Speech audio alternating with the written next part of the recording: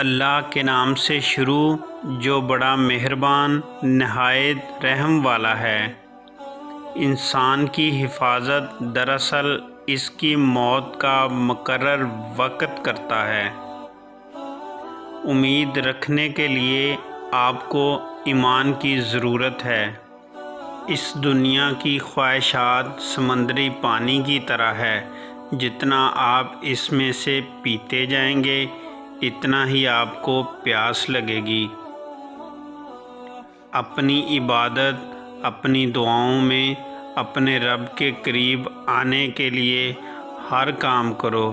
سوچئے کہ ہر عمل آپ کا آخری عمل ہو سکتا ہے، ہر دعا آپ کا آخری سجدہ، تاکہ آپ کو دوسرا موقع نہ ملے۔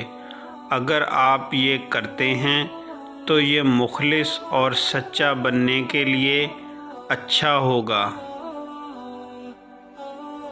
جب دل اپنی خواہشات سے جکڑا ہوا ہو تو وہ خدا کا سفر بھلا کیسے کر سکتا ہے؟ اگر انسان اپنے آپ کو جان لے تو وہ یقیناً خدا کو بھی جان لے گا، اور وہ واقعی خدا کو جانتا ہے تو خدا سے مطمئن ہو جائے گا اور صرف اسی کے بارے میں سوچنے لگے گا۔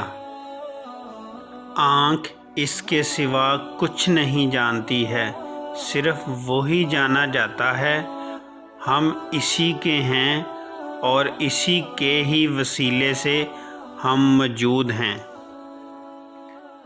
مایوس مت ہو، اللہ سب سے زیادہ مایوس کن لمحات میں امید بھیجتا ہے۔